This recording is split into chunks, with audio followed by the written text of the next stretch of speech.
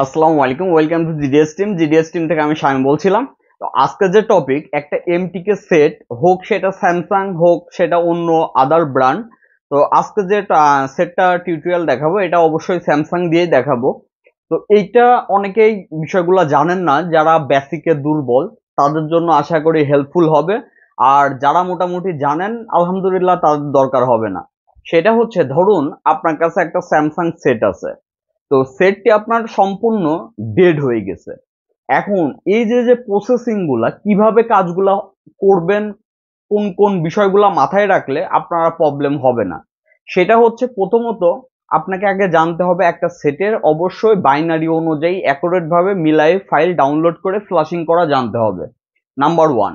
Number two, তারপরেও যদি আপনার সেট ডেড হয়ে যায়, স্যামসাং এর ক্ষেত্রে আপনার হোক সেটা স্যামসাং হোক অথবা অন্য ফোন হোক, আগে যেটা করবেন, স্যামসাং এর যেমন স্কেটার ফাইল কিন্তু পাওয়া যায়।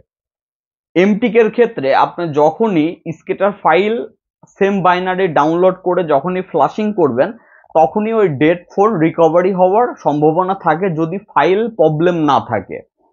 আর তারপরেও যদি না হয়, সেক্ষেত্রে বিভিন্ন ডাম ফাইল পাবেন, সেটা হোক আপনার আপনার হচ্ছে জিটাক প্লাস হোক, ইওফাই হোক, পান্ডোরা হোক, সেমিরা হোক, আনলক টুল হোক, বিভিন্ন আপনার ডাম ফাইল পাবেন, যেই ফাইলগুলো আপনি রাইট করে আপনি আবার ফোনটা রিকভারি করতে পারবেন।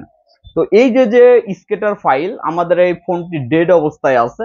তো এই যে স্কেটার ফাইল আপনারা খুব সহজেই কিভাবে স্যামসাং এর দিবেন, যদি কোনো প্রকার ইরোর আসে কিভাবে ওটা সলভ করবেন, এভরিথিং প্রসেসিং থাকবে।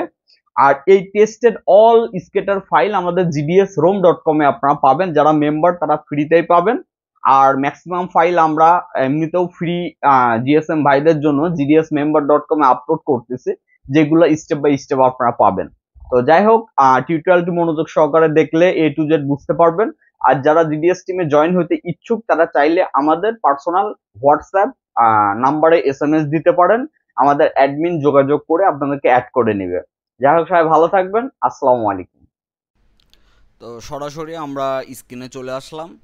এখন আমরা কাজটি করব। আসলে এটা খুবই বেসিক কাজ। জাস্ট প্রথমে আপনার যেটা করতে হবে, ফাইলটি ডাউনলোড করতে হবে।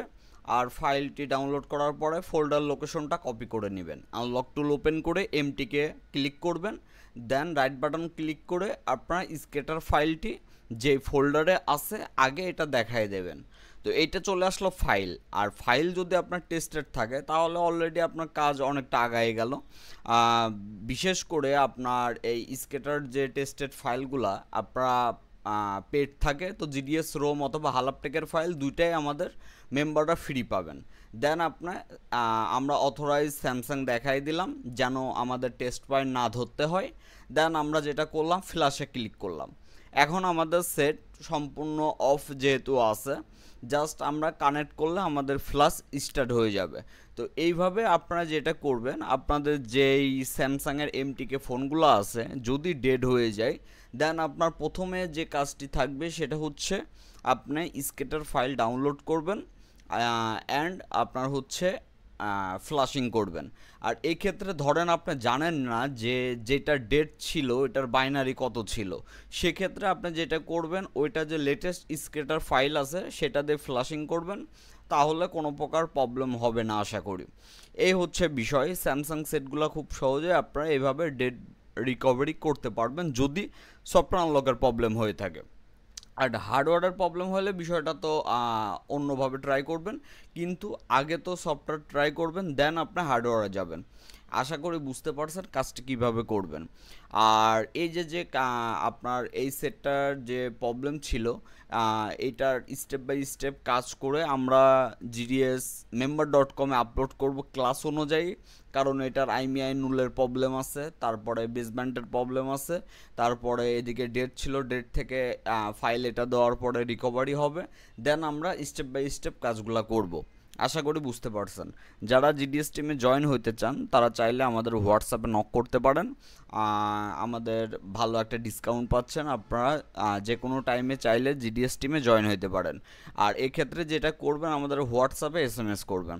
যাই হোক, সবাই ভালো থাকবেন। আসসালামু আলাইকুম।